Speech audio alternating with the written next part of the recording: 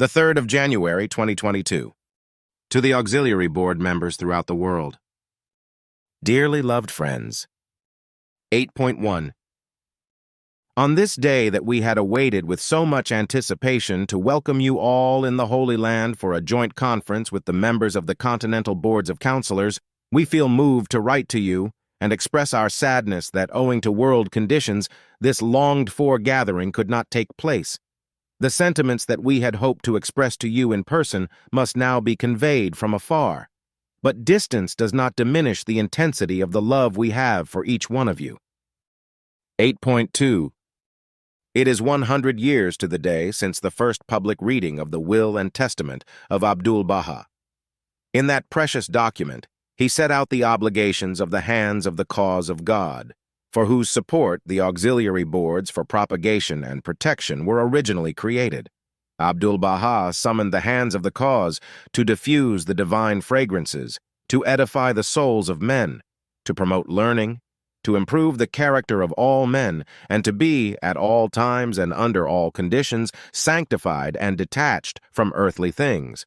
Reading these words at this time evokes for us the service that each of you are carrying out across the Baha'i world. Indeed, the worldwide Baha'i community owes a debt of gratitude to the entire institution of the counselors, including all those who have served as continental counselors, auxiliary board members, and assistants in years gone by. Without such devoted service from so many, the marvelous advances made in recent decades, which are evident in the world today, could not have occurred. And an indispensable contribution to that progress has been the guidance and encouragement provided by the International Teaching Center, an institution agile and perspicacious and wholly indefatigable. 8.3. By now you have had the opportunity to become acquainted with the provisions of the 9-year plan and to ponder its implications. As will be apparent, the range of fields in which the believers are being asked to serve within their clusters in order to release the society-building power of the faith in ever greater measures has broadened. Correspondingly, the range of matters to which you must give serious attention has broadened as well. Your efforts are integral to the work of developing capacity to contribute to the Baha'i community's various areas of endeavor, and your efforts are just as integral to helping the Friends demonstrate in action the capacity they have acquired. In attending to both of these needs, and more generally in fulfilling your responsibilities for education and the improvement of character, you of course rely a great deal on the efficacy of the Institute process. Ever since its creation, the Institute has been an essential instrument for your work, and equally, your energetic support has been essential to its development. It brings us much joy, then, to see the pronounced, earnest spirit of collaboration that characterizes your relationship with all those responsible for coordinating the Institute's endeavors. 8.4. You have no doubt read the description we presented in our message to the counselors a few days ago of how you must help the Friends to find a fitting response to each of the many challenges they encounter in their pursuit of the plan. In this regard, we feel sure you are conscious that however beneficial the influence of your counsel, the influence of your example will be greater still. A notable strength of your office is that it connects the believers with the different levels of Baha'i administration and reinforces the spirit of cooperation that binds them together. You have a vital duty to help raise consciousness of the purpose of Baha'i administration and to assist with the establishment and proper functioning of new local spiritual assemblies. You keep the Friends connected with the plans and projects of Baha'i institutions operating at the local, regional, and national levels.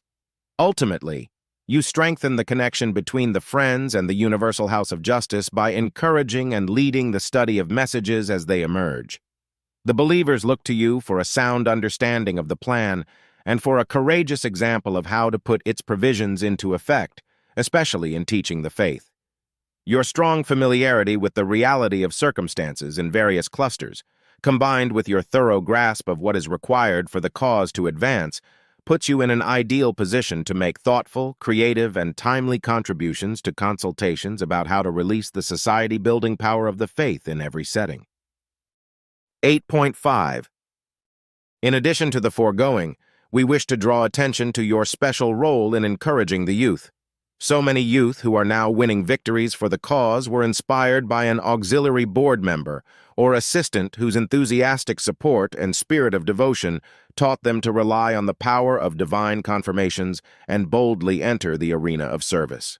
Your responsibilities extend even further to the promotion of the education of children and junior youth, to the upliftment of the young, and to the strengthening of a pattern of family life that will produce generation after generation of consecrated souls, faithful followers of Baha'u'llah, who have chosen the betterment of the world over the advancement of personal interests.